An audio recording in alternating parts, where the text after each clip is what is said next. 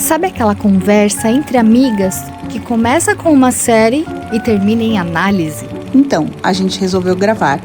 Priscila Cardoso. Eu sou Dani Romero. E esse é o Entre Cenas e Sintomas. Um espaço entre telas, escutas e sintomas. Olá! Oi, Pri, tudo bem?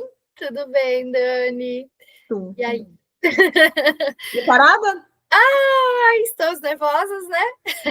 Piloto, primeiro episódio. Primeiro episódio. Bem-vindos ao Entre Cenas e Sintomas. Posso começar me apresentando? Com certeza, Pri. Eu sou Priscila Cardoso, psicanalista, sexóloga, teóloga, e a gente está aqui animadíssima com essa invenção nossa, que na verdade era uma conversa que a gente já tinha, que a gente resolveu gravar. Transformar num videocast. Sim. Eu sou a Daniela Romero, eu sou psicanalista, pedagoga, atuo na área de parentalidade e perinatalidade. Então, a minha área de atuação é esta. Então, nós vamos falar do que hoje, Pri? Hoje a gente vai falar da série Morrendo por Sexo.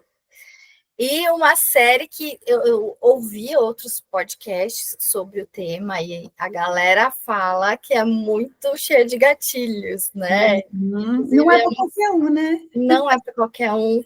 Estão há meses falando para eu assistir, esperei estar preparada, e aí foi uma boa ideia começar o nosso podcast com essa série, né? Claro, a gente vai ter bastante spoiler aqui, tá? Então, né, teremos vamos lá. Spoilers. Se você não assistiu, não assista ainda o nosso podcast. Tá? Depois. Ou então ouça, que talvez vá aguçar a sua vontade de assistir já. Sim, verdade. A gente trouxe a nossa frase predileta da série é: a dor é política, o prazer é político.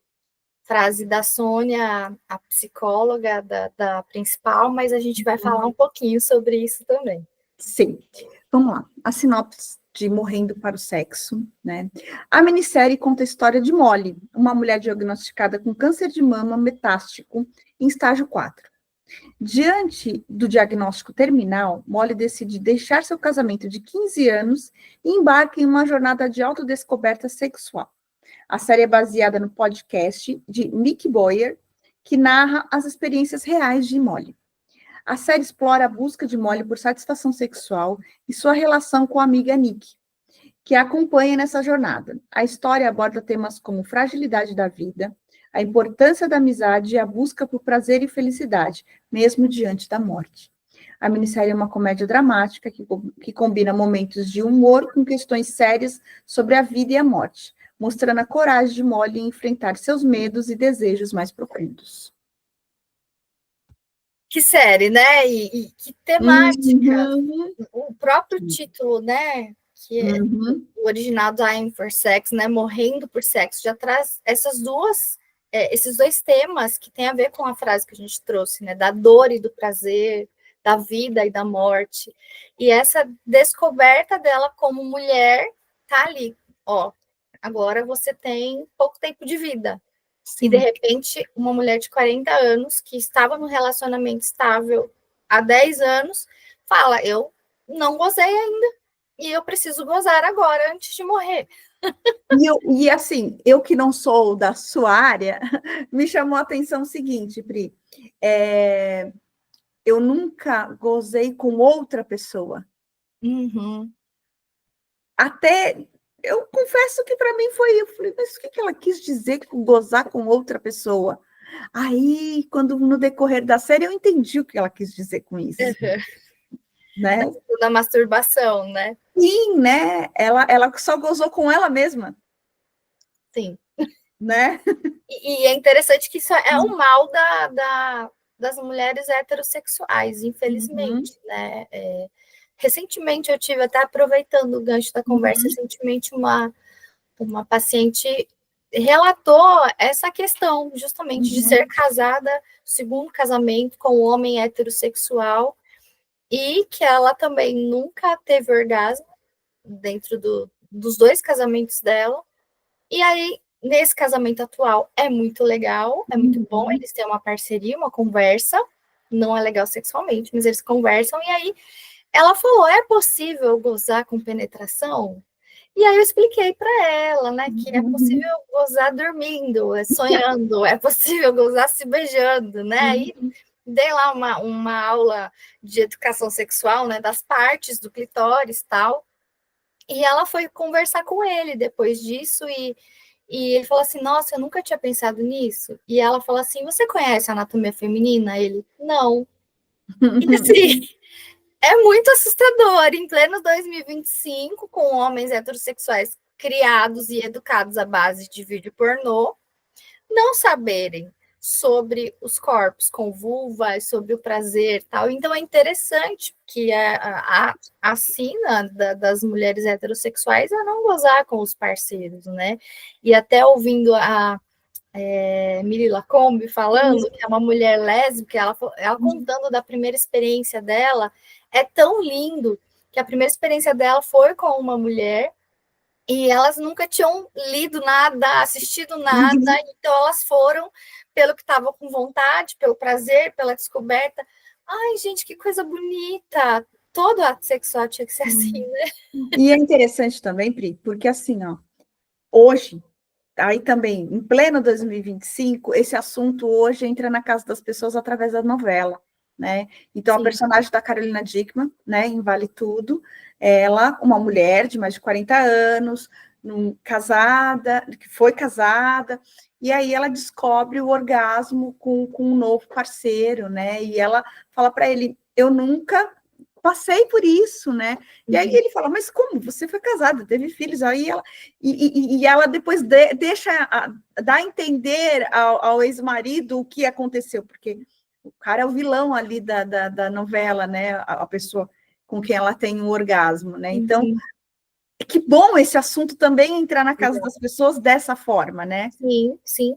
E, de fato, as novelas a gente não pode negar a importância que elas têm para questão educacional, seja boa ou ruim. Sim, né? Ela acessa lugares que a academia, o ativismo, a militância não acessa, que é a casa das pessoas comuns que estão assistindo novela, né? Então é muito interessante, muito legal você trazer isso. Inclusive, falando sobre a série, né? Então, a Molly é essa mulher de 40 anos que tá casada, ele até já vou começar a falar então sobre sim, com certeza. As minhas partes prediletas e a gente vai alternando, né? Que a minha primeira coisa que me chamou a atenção já foi nesse primeiro episódio, né? Então, essa mulher está casada há 10 anos com o Steve, já tinha passado por um câncer de mama, que já estava bem há 5 anos já. E assim, o Steve, parceirão, cuidador, né? Cuidou de todo o tratamento, tá? Mas ele trata ela como se fosse uma boneca de porcelana. Então, ele nunca transaram desde que ela se tratou do primeiro câncer, né? 5 anos antes dela descobrir que esse câncer voltou. E assim, ele me incomoda muito. E aí, logo que ela tem o dia, eles estão lá na terapia de casal, né? Falando sobre isso, e ela assim, eu só quero transar. E é interessante quando as cenas misturam o que ela fala e o que ela pensa, né? Que a gente também vai vendo o desenrolar dessa personagem, que no começo, que mulher passiva, que não fala o que pensa, e então a gente se afoga com os pensamentos dela e fala. E até ela fala, eu quero transar. Aí ela, com ele, não, né? Ela, com você. Ela queria transar, queria sentir prazer, então ela descobre, então ligam para ela e falam, você está com câncer de novo, só que agora já está metastático, estágio 4, você vai morrer em pouco tempo. E é muito louco isso. Se você descobre que tem pouco tempo de vida, né? O que você faz? O que você vai querer fazer? E para algumas pessoas pode soar assim, fútil ela querer gozar. Mas é a cena dela com a terapeuta, né? Com a terapeuta, né? Do paliativo, que ela fala, não tem um lista, que é o que te irrita, né? Da passividade dela, né? Exato. E aí ela fala, eu tenho 40 anos, só queria gozar. Aí ela falou, já temos uma coisa Temos coisa na lista, exatamente. Né? Lá fala isso. E é interessante o quanto pode parecer fútil ela só querer isso, né? Ai, sei lá, tantas coisas. Mas é o corpo dela. E a série é sobre o corpo, sobre como esse corpo está morrendo, está doente, mas também está vivendo coisas novas, estão nascendo coisas novas que estão acontecendo nesse corpo. Então, isso é muito bonito. O quarto episódio, para mim, é o meu predileto. Eu acho que ele foi construído de uma forma muito bonita para algumas pessoas. Eu até fui fazer uma pesquisa rapidinho aqui para pegar o nome da pessoa que é ex da Sônia, né? E aí eu vi a sinopse desse episódio de um jeito totalmente, assim, só sexualizado. Nick e Molly vão a uma festa de sexo. Nossa, tudo que acontece nesse episódio, destacarem... Eu tinha até esquecido que elas tinham ido numa festa de sexo, de tanto que me tocou esse episódio, sabe? Porque é interessante que a Molly quer gozar a todo custo, mas a Molly não conhece o seu próprio corpo, não sabe o que gosta, o que não gosta, não sabe o que é o sexo.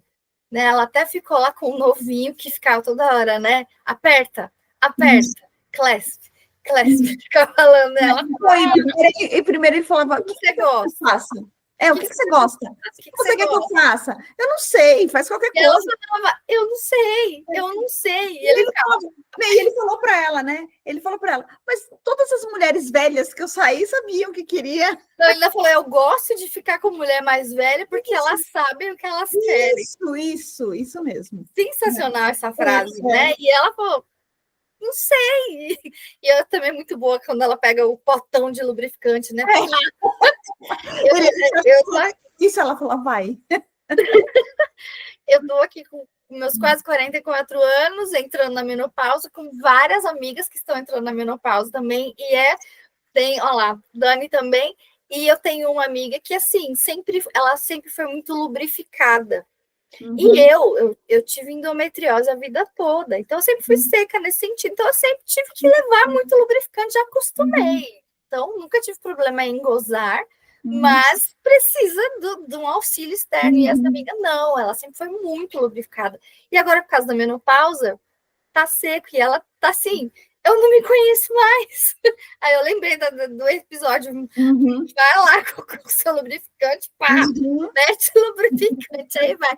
Porque isso é uma coisa importante também, que existe aí na fantasia do senso comum, de que... Mas vamos lembrar também, desculpa te cortar, mas vamos lembrar por quê. Ela, que é uma cena ótima também, é muito mulher essa série. Ela, para poder... paralisar o crescimento do câncer, eles decidem antecipar a menopausa. A menopausa dela, com medicação. Com medicação. E ela e a Nick começam a ter um acesso de riso. Porque elas falaram, eu achei que a vantagem de morrer de câncer cedo é que eu não ia passar pela menopausa. E elas riem disso. Sim. Né? Então, por isso do lubrificante, né? Vamos falar por que a gente está falando de menopausa, tudo. É por conta disso, né? Não, mas é interessante falar disso também, porque a gente acha que lubrificante é só para esses extremos também. Existe aí uma fantasia no senso comum de que mulher excitada fica molhada, ponto. E os homens heterossexuais não sabem disso. Não, tem muitas coisas aí que não travam a lubrificação na hora do sexo, inclusive ansiedade, vergonha do corpo, não estar presente, né? Então, é importante a questão da lubrificação. E cuspe não é lubrificante, né? Como o homem hétero gosta de cuspir ali, achando que pronto, agora tá molhado. Não, seca rápido, não faz diferença, né? Enfim, e aí, esse episódio me chamou a atenção, porque aí ela tá lá nesse processo de não sei o que eu gosto, não sei o que eu quero, e ela deu a sorte da Sônia, que é essa terapeuta dela, ser uma parte da cultura BDSM, né? Para quem não sabe, BDSM significa bondade, disciplina, sadomasoquismo, mas que é um guarda-chuva para uma série de fetiches que não são apenas sexuais, mas de estilo de vida mesmo. Então, é algo que foi muito bem relatado e muito bem construído na série. E aí a Sônia leva as meninas para uma festa, aí sim, uma festa de sexo. E aí aquela é uma cultura assim, livre e que vê o sexo, o ato sexual de uma forma diferente. Eu vou chegar lá, antes vamos só contextualizar. E aí ela vê Di, né, que é ex da Sônia, que é uma pessoa que é dominatrix, né, dominadora, uma pessoa dominadora, como se a gente chamaria isso aqui no Brasil, controlando uma cena de sexo, mas assim, sem sexo. Isso aqui é bonito. E é aí onde eu quero chegar, é aí onde esse episódio mais me tocou. Me tocou, ficou ótimo, tá? A escolha da palavra ficou ótimo. O ato falho. Não, foi um inconsciente trabalhando aqui. Associação livre. Sim. E ela tá lá, né, com uma moça deitada, de olhos vendados, e de, que é o nome dessa pessoa, né, uma pessoa não binária, tá lá controlando o prazer. Agora você vai fazer isso, tal, e passa pelo corpo dessa pessoa e fala, pronto, agora você pode gozar. Então, e a Molly olhou aqui, nossa, eu quero, né, eu quero isso. E é muito interessante quando ela tá conversando com a Sônia, e a Sônia fala, para quem não sabe, não praticantes de BDSM são chamados de baunilha. E a Sônia fala, vocês baunilhas, vocês só sabem transar com genital, né? Fora que vocês fogem, vocês não estão presentes. E até pensando o número de pessoas, principalmente mulheres em relacionamentos heterossexuais, quando estão transando, a cabeça vai para outro lugar, por uma série de fatores. Porque não pode não estar bom, geralmente é esse o fato, né? O sexo não está bom, mas tem que cumprir tabela dentro da relação, ou porque a carga mental dessa mulher, que tem que pensar em várias coisas e a cabeça vai embora. Por quê? O negócio está, e também foi dessa paciente que eu trouxe o exemplo, né? A gente acha que sexo é penetração, que é genital, que é o pênis entrando em algum dos buracos, né? E a Sônia traz isso, né? Que não é isso, é estar presente a cada parte do corpo, tá inteiro, não precisa nem envolver os órgãos genitais para ser sexo. Inclusive, como sexóloga, é um dos exercícios que eu mais gosto de passar para os casais, uma das práticas corporais que eu mais gosto, que é namorar sem genital. Porque o casal se redescobre. Porque a gente vai na transa com a intenção de finalizar. A finalização é genital com genital. E quando você vê que tá, então a gente vai namorar sem encostar, sem fazer nada com o genital. Nossa, quantas descobertas. A descoberta do corpo um do outro, do cheiro, do toque. O que leva a gente para aquela cena de quando ela, enfim, consegue transar. Que eles têm uma transa totalmente diferenciada, né? Eles não têm uma transa com penetração. Primeiro que ela nem queria. Mas eles se cheiram, eles se lambem. É bonito, é primitivo, é visceral. E assim, se conhecer. E o pessoal fala, o sexo tântrico, às vezes eu passo umas práticas, sexo tântrico. Não, não é sexo tântrico isso. É só, assim, genitais não são o mais importante deste momento. É um momento de conexão, que é muito interessante dentro desse movimento do BDSM, porque aí entra a questão do controle e da submissão.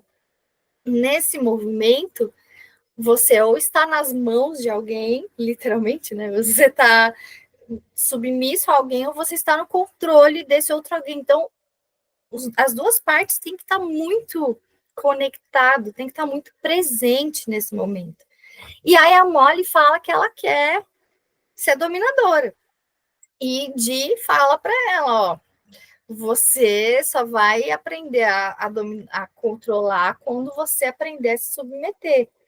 E ela fala, não quero, eu quero só dominar. Tá? Trouxe até algumas frases aqui, citações, que acho que foi até a Sônia que falou para ela.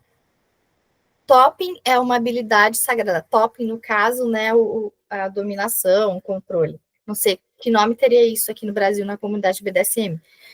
Topping é uma habilidade sagrada. É descobrir o que te dá mais medo e trabalhar isso até gozar.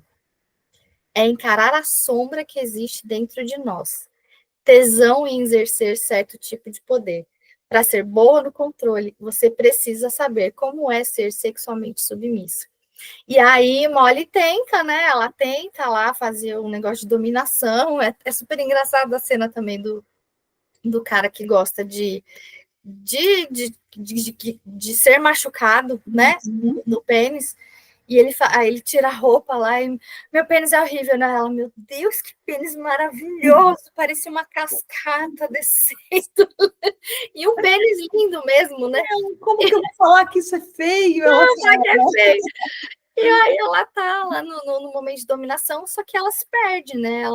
Ela dissocia, né? E é isso, ela não estava ali presente, volta um trauma. Se não fosse um trauma, seria outra coisa, porque é muito comum as pessoas... Ela volta aqui o que você falou, né, Pri? O que, na verdade, o que a Jill, a Sônia fala para ela, né? Ela sai, ela não tá ali. Ela não tá ali presente, Tanto né? é que ela tem alguns códigos com esses homens que ela tem um relacionamento um pouco maior, que onde eles têm uma fala que ela chama de volta. Chama ela de volta, né, pro lugar. Sim, que tem a palavra de segurança, isso, né?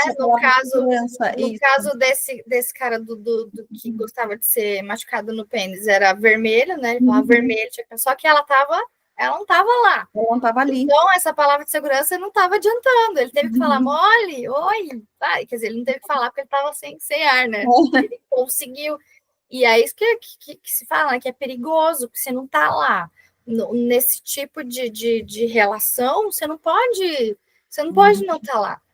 E, poxa vida, aí pensando, mesmo o sexo mais baunilhinha lá, papai e mamãe, a gente não seria muito mais legal estar inteiro, estar presente, e a gente não tá, né? E aí eu falo também muito da questão da pornografia, que a minha questão com a pornografia é isso, que a gente aprende a ficar excitado com uma cena externa, e vai lá com uma fantasia, com corpos irreais, posições irreais, práticas irreais, e a gente é condicionado assim, quando tá no ato sexual, vai lá, vai pra cena, aqui não tá tão bom quanto estava naquela cena, e sai, né? Então, esse episódio para mim é muito maravilhoso, mas não por causa da festa de sexo, não por causa das coisas, mas por esse aprendizado lindo sobre estar presente, que sexo não é penetração, não é genitalização, sexo é o seu corpo. E é uma certa entrega, né, Pri? Porque é uma entrega, né? Porque é o que ela fala.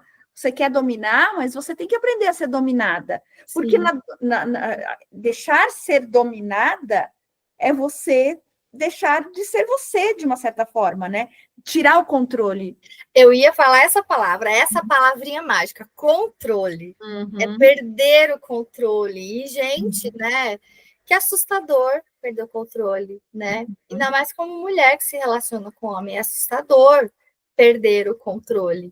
Então, assim, ela tá tentando tomar o controle da vida dela, tomar o controle do orgasmo, e ela teve que aprender a soltar. E é lindo que quando a Di fala, né, vou te ensinar, a gente já pensa, pronto, ela vai lá, vai enfiar, ajoelha, beija, aqui. Nossa, e é linda a cena, né? Ela coloca a Molly deitada, de roupa, fala, fecha os olhos, né? Aí quando ela vai, não, volta, você tá saindo. E ela faz ela voltar, volta, fica presente.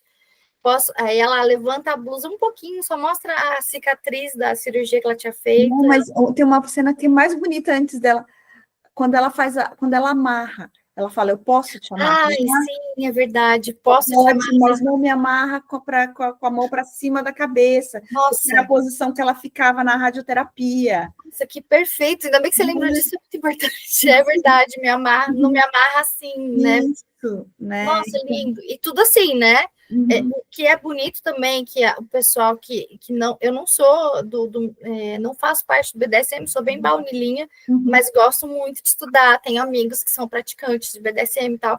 E uma das coisas que eu acho muito bonita é o código de ética deles. Eles têm lá, esqueci, acho que são 3 S's, enfim, que é em inglês, mas que é consentimento, segurança. Então, as regras são muito claras. Não existe no BDSM, lógico, existe gente mau caráter em todos os lugares, mas praticantes de BDSM são as pessoas que menos fazem coisas sem o consentimento do outro.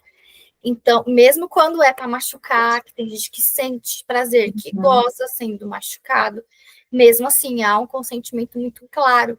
Né? E aí ela amarra, né, a Molly, aí pega a cicatriz, posso passar o dedo na cicatriz? Não, posso ver essa cicatriz? Pode, aí ela sopra a cicatriz, aí passa o dedo e a Molly fala, tá bom.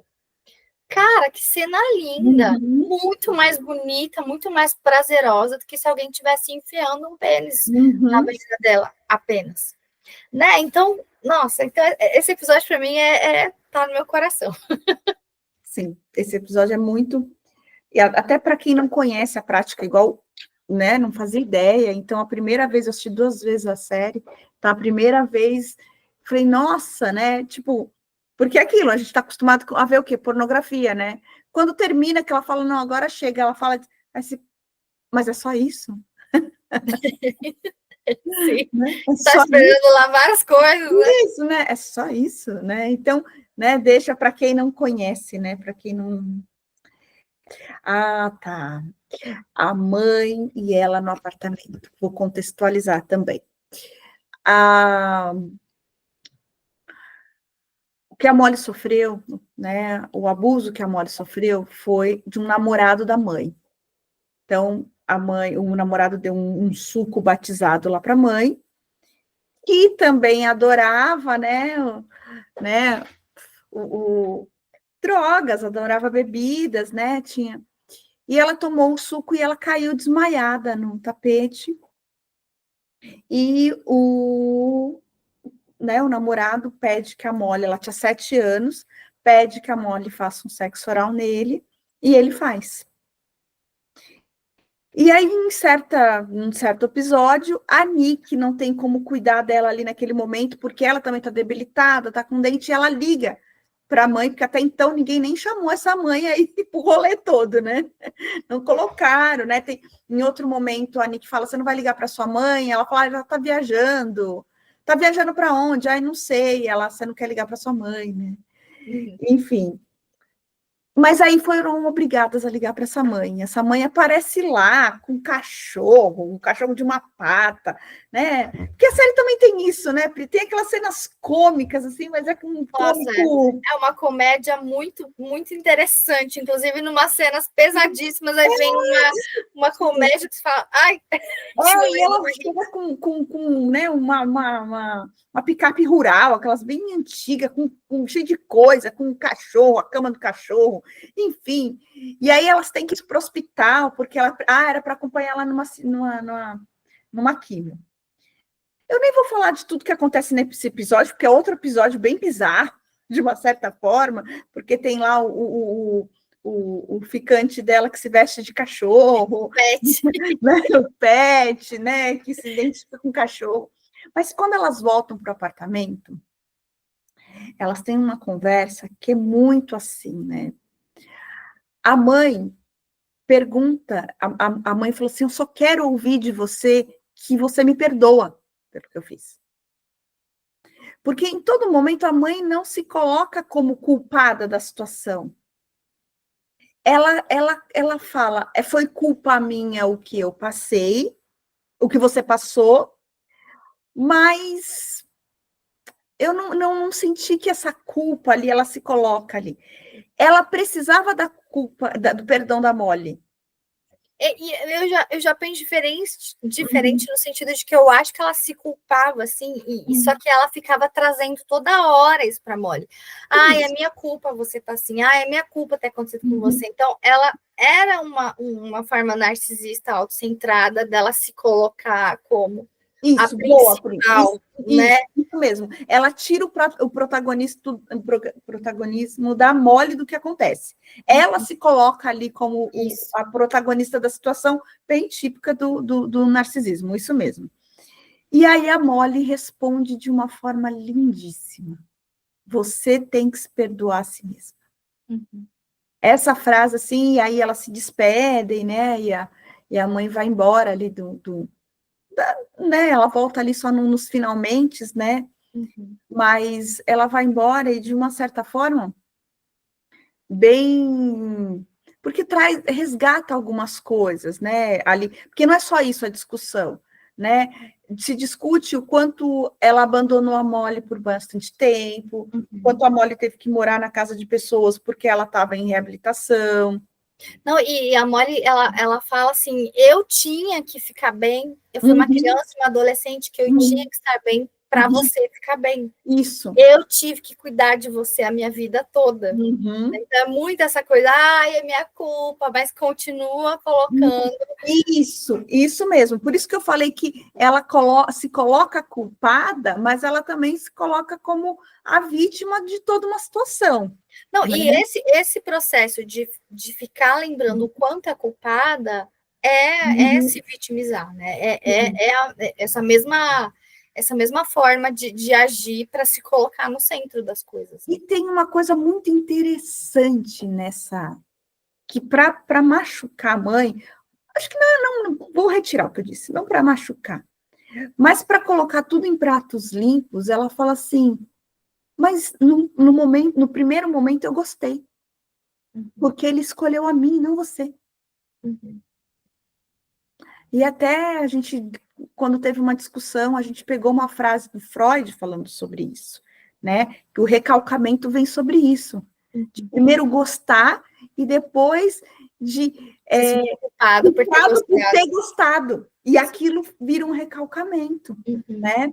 Ele fala isso sobre a neurose obsessiva, né? Então, a gente até chegou a ler, né, no Neurose, Psicose e Perversão, que ele tem essa fala, numa carta para Flitz, ele tem essa fala, né, que na neurose obsessiva, do controle, relacionada ao controle, que o recalcamento vem disso, de gostar e se sentir culpado por estar gostando, né? E ele também fala, né, de uma sexualidade, o quanto isso vai dentro da sexualidade. Então, essa cena, para mim, da ela e a mãe ali, nesse contexto ali, né, que eu falo, é um episódio cômico, extremamente cômico, sim, né, extremamente, mas que aí cai nessa conversa, né, entre mãe e filha, como uma conversa final ali, entre a mãe e a filha. É muito incrível, assim, como se dá essa relação dela com a mãe, né? E bem clichêzão, assim, bem psicanalítico, né? Sim, muito. Para mim, da parentalidade, nossa, traz várias coisas aí, né? Aquela mãe libertária, muito anos 70, né? Onde teve ali a filha única, né? Ela dançava balé, isso foi um entrave também para ela, porque ela estava de balé quando acontece, e toda vez que aquela criança de 7 anos retorna para ela, é naquele momento. Aí é interessante você falar isso, porque quando ela está lá fazendo a seleção de fotos, ela pega justamente a foto dela do dia que ela foi estuprada, que ela foi violentada. Sim. Ela fala, porque essa foto, mãe, desse dia, e essa é aquela questão, né? O que faz sem querer é o que está no inconsciente, que no fundo é algo que ela veio lá, é culpa minha, ela tinha que se autocentrar de novo, né? É verdade, esqueci que essa foto, deixa eu tirar ela daqui, mas já estava ali. Já foi, né? Já fudeu, né? Ai, a Molly e o vizinho. Ah. Essa série é muito legal, porque também não tem aquela coisa romântica, né? Vai tudo por água abaixo, né?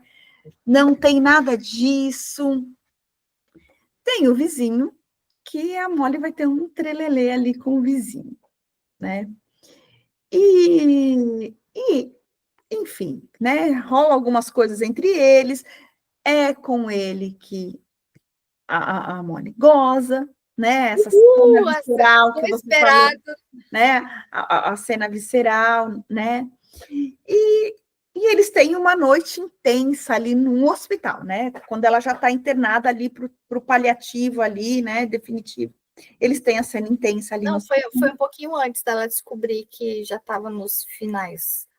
Sim, ela estava ali para fazer a pulsão lombar, para ver isso mesmo.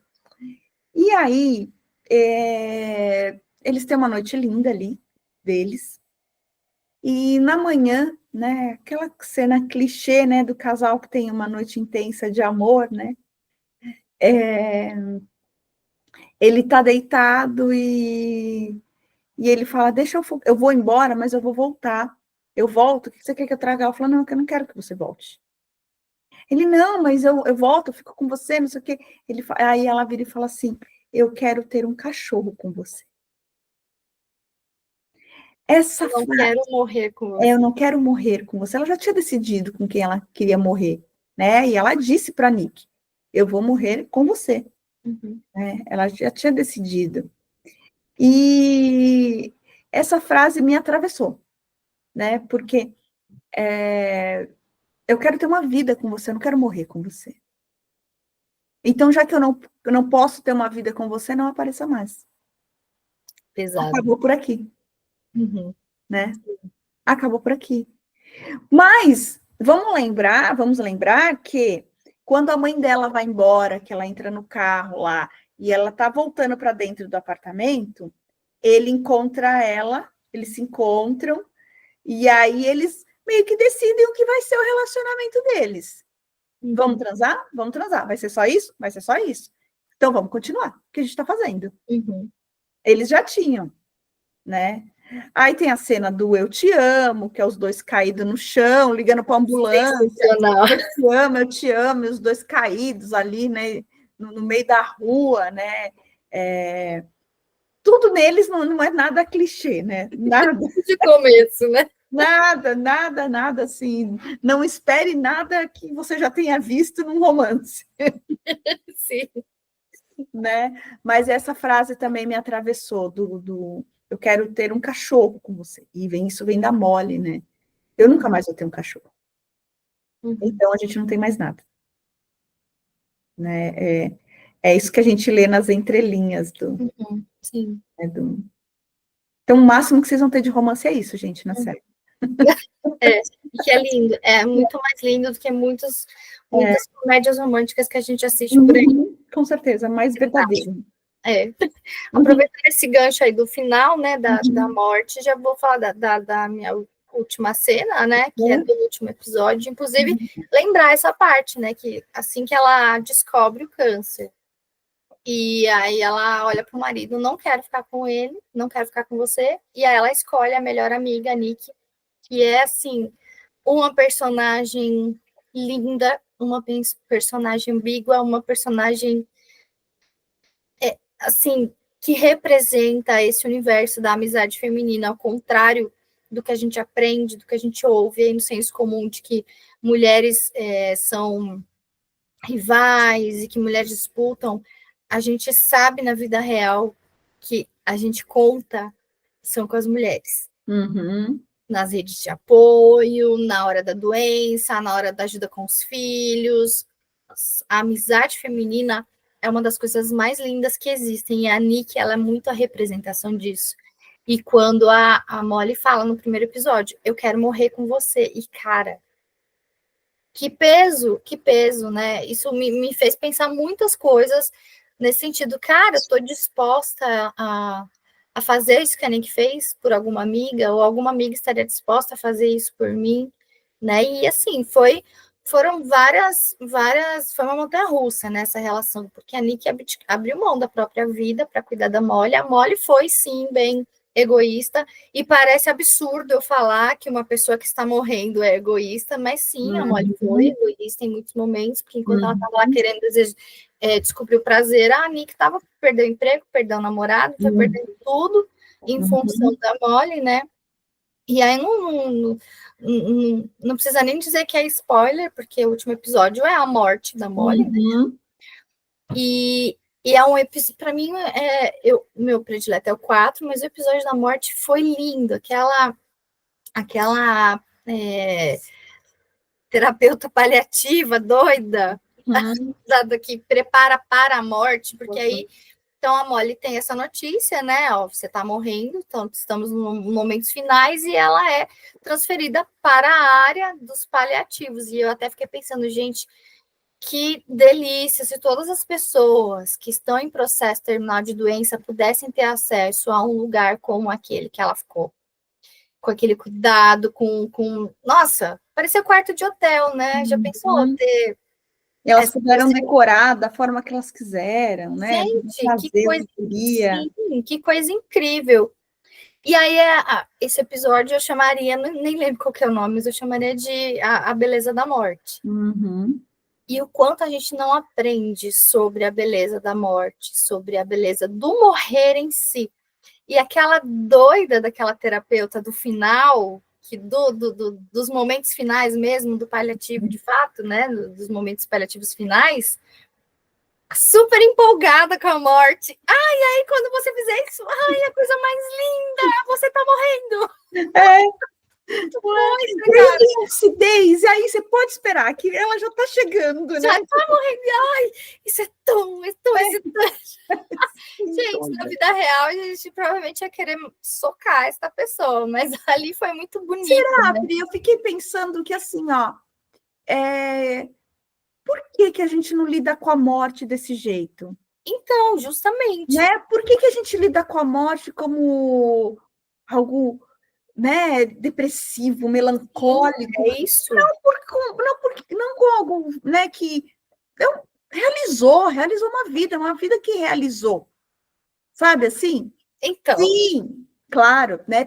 Sempre a gente vai achar que faltou algo, né? Então, é isso, Dani, é que assim, uma coisa é ver a beleza da morte em si, desse processo de passagem, e outra coisa é pensar numa pessoa que vai embora, que a gente não vai mais ter junto, uma pessoa fala, poxa, quantas coisas que eu queria viver ainda e não vivi. Principalmente quando a gente fala de doença, né? Que não é morte por velhice, é uma doença, uma mulher no auge dos seus 40 anos, na nossa idade. Jovem, né? Tanta coisa para fazer na vida e tá, sabe? Então, acho que tem a ver com isso. Eu me incomoda quando as pessoas falam, porque brasileiros, ocidentais no geral, sofrem muito com a morte, os orientais não. Eu tenho uma preguiça. Como se eu tivesse a obrigação de não sofrer com a morte de quem eu amo. Não aceito isso. Acho que a gente sofre mesmo a perda da pessoa em si, principalmente se é por doença, que é dolorido. A série abordou a morte dela de forma muito bonita, muito realista, porém ainda muito ficcional, né? A gente sabe que a pessoa que está nos momentos finais de um câncer terminal é muito pior do que aquilo. Não fica dançando e rindo. É muita dor que não tem mais morfina que dê conta dessa dor. Mas, enfim, aí quando uma frase linda que essa terapeuta fala, né, o seu corpo sabe o que fazer, o seu corpo sabe como morrer. Nossa, que lindo. É isso, não tem o nosso corpo sabe como, vem a questão do corpo de novo, né? O corpo sabe nascer, o corpo sabe viver, o corpo sabe gozar, o corpo também sabe morrer. Então, do primeiro episódio ao último, foi a corporeidade da Molly aprendendo coisas, e ela foi de aprender a gozar com outra pessoa, para agora eu vou aprender a morrer, mas o corpo já sabe, já faz o caminho.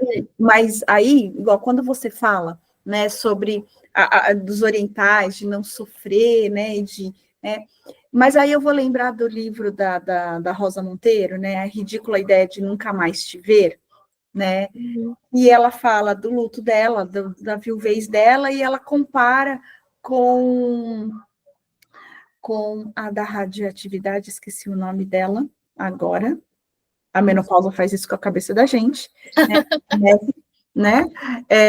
Mas o livro é muito interessante e ela vai comparando é autobiográfico, mas ela também é jornalista, então ela traz, né, a viuvez, né, precoce da vida delas, né? E ela fala o quanto é difícil você viver, principalmente o luto pela vida projetada com aquela pessoa que morreu antes do prazo.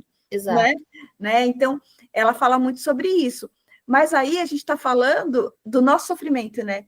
E não está olhando para aquela pessoa que se foi, né? Porque estender também o sofrimento dela ali é um certo egoísmo nosso, né? O que é, eu fico pensando na pessoa que está morrendo mesmo. Sim, como o caso dela, porra. A vida ainda nem descobri nada. Sim, né? E a Rosa Monteiro, no livro, ela fala exatamente isso. Ela ficou revoltada porque, ele era tanto, ele tinha tanta coisa ali para fazer ali, não era aquele momento, né?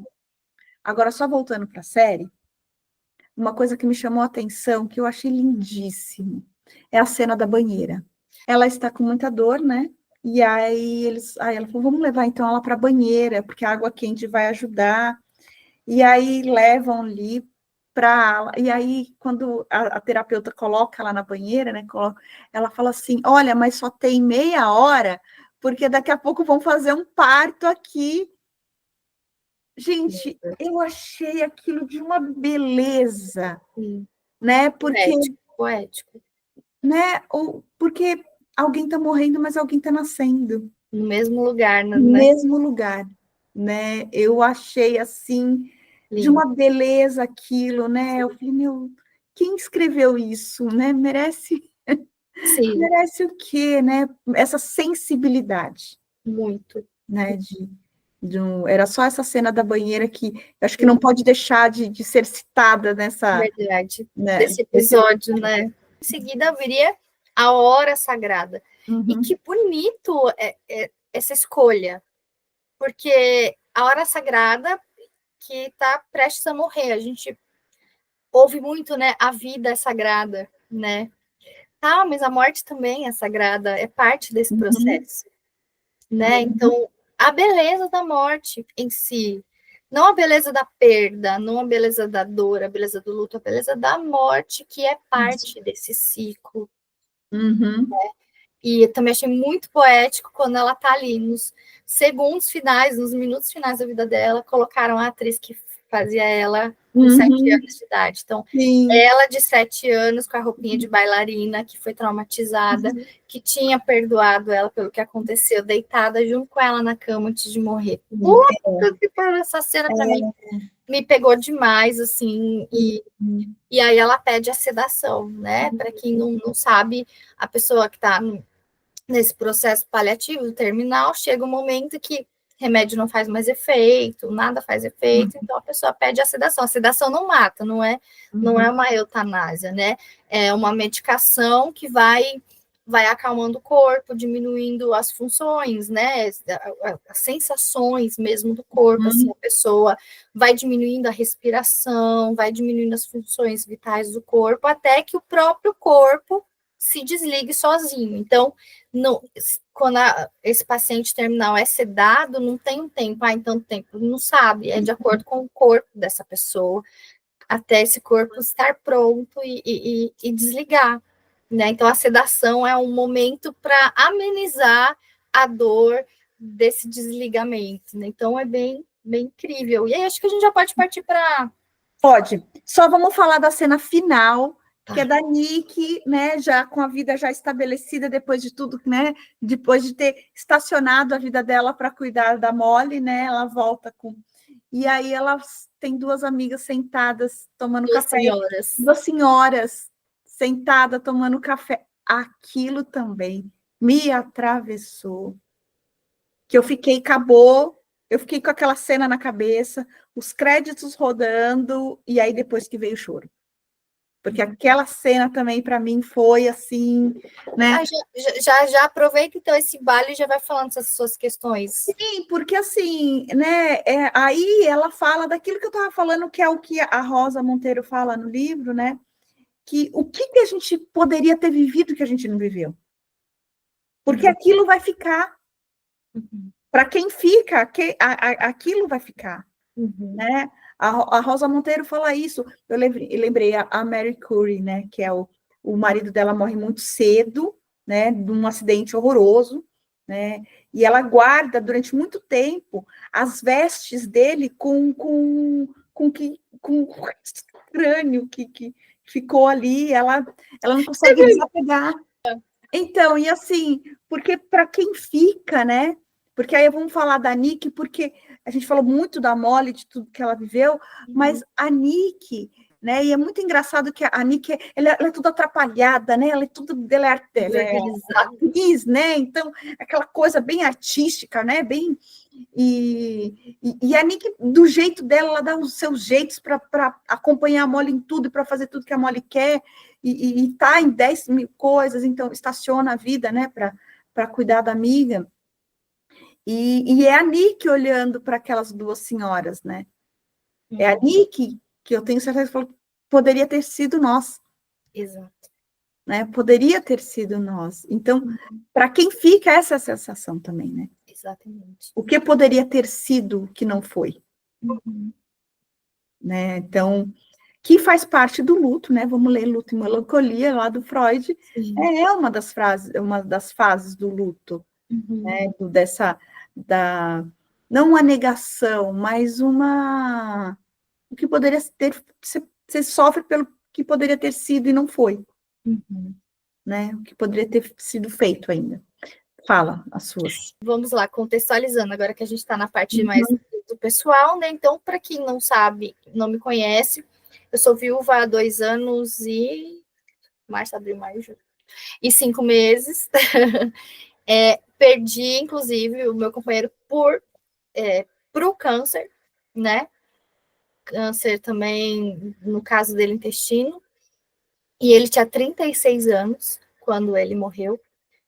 E foi assim, então a dificuldade em começar a ver essa série foi por causa disso. As pessoas que me indicaram para mim, por eu ser sexóloga, mas também por eu ter perdido o meu companheiro assim, né? E tem o primeiro e último episódio, para mim, me remeteram muito aos momentos que eu vivi, né? O momento do diagnóstico.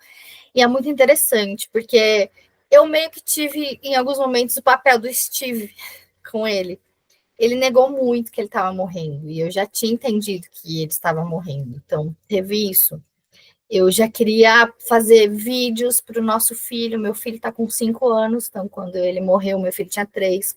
Então, eu já pensei, já vamos fazer vídeo para os aniversários do Luke, para quando ele tiver que se formar, quando tiver a primeira pessoa que vai namorar, enfim. Eu fazendo vários projetos, assim, porque eu sabia que estava acabando o tempo, e ele estava em negação e com muita dor.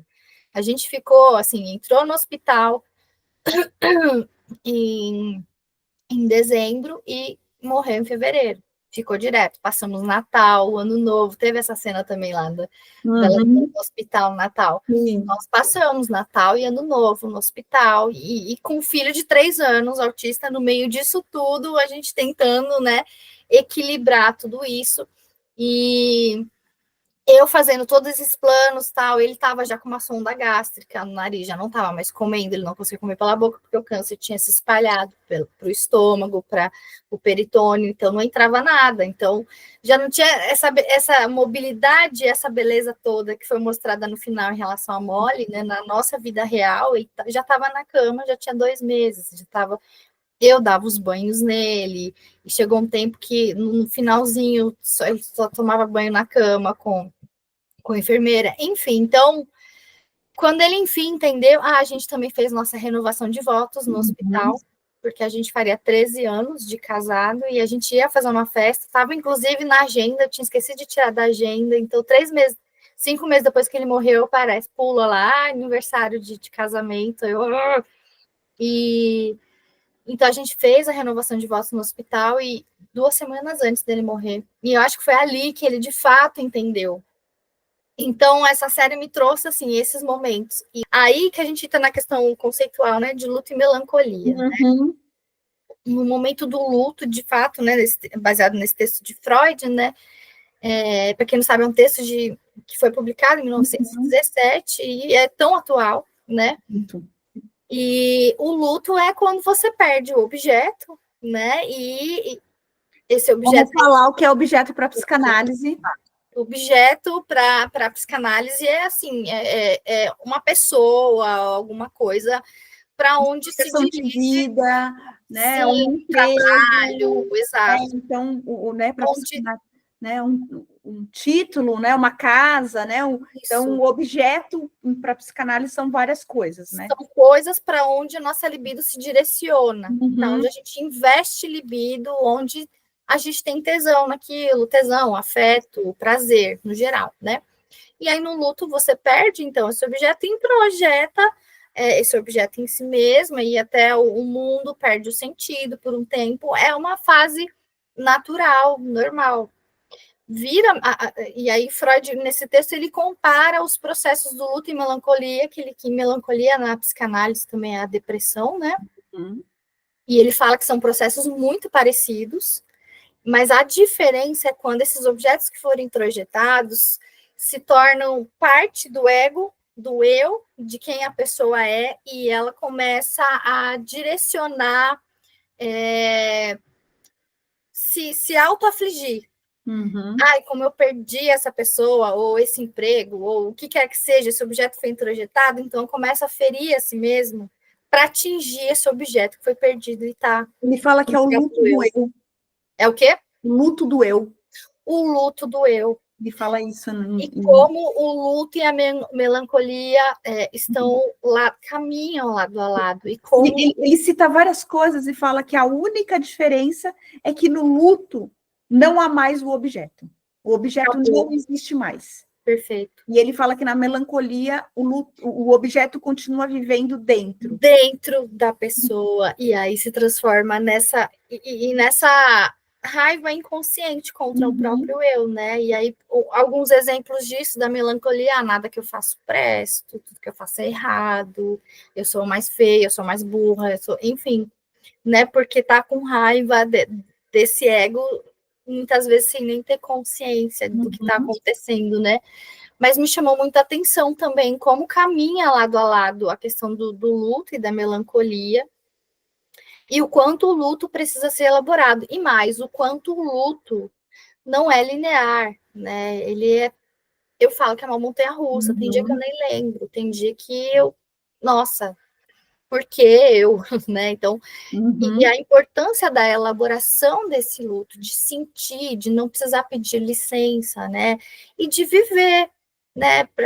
Por que a gente precisa esperar um diagnóstico? Inclusive, é uma questão minha em relação ao meu companheiro. Eu achei que ele poderia ter feito muito mais coisa nos últimos meses, que ele poderia, ali, da cama do hospital, ele poderia ter feito, mas cada pessoa é única. Quem sou eu, né? Eu falo, fico com raiva, fico frustrada, mas isso é uma coisa minha, são expectativas minhas, que não tem a ver com ele. Mas por que precisa esperar uma sentença de morte para começar a descobrir coisas, inclusive o próprio corpo, o próprio prazer, né? E entender, assim, o prazer e a dor como questões corporais que se atravessam também, né? Eu acho que a gente pode fechar nisso, né? Eu acho que a gente pode fechar bastante, agradecer, né, o seu testemunho, né? Agradecer a sua reflexão pessoal. Porque tudo que eu falar vai ser teórico. Vai ser teórico, né? Os lutos que eu vivi na minha vida foram lutos que, sim, atravessados, doídos, mas de uma coisa linear da vida, né? Do esperado da vida. O seu luto, não. Então, você compartilhar isso com a gente, eu acho que enriquece muito o que a gente está discutindo aqui, né? Porque há um atravessamento pessoal daquilo, né? Eu comecei a pensar realmente que, assim, talvez eu queira morrer do lado de algumas pessoas que talvez não seja meu companheiro, né? Não que ele não cuidaria de mim da forma que eu, né? Mas talvez eu tenha pessoas que são ali de uma intimidade, de uma coisa que talvez eu me sinta mais à vontade, né? E é uma coisa para a gente refletir também. Perfeito. Eu quero morrer, porque viver, né, ao lado de uma pessoa a gente decide, né? Mas ao lado de quem a gente quer morrer? Perfeito, muito bom. Adorei. Mas só vou deixar essa reflexão. A gente não ia deixar uma reflexão?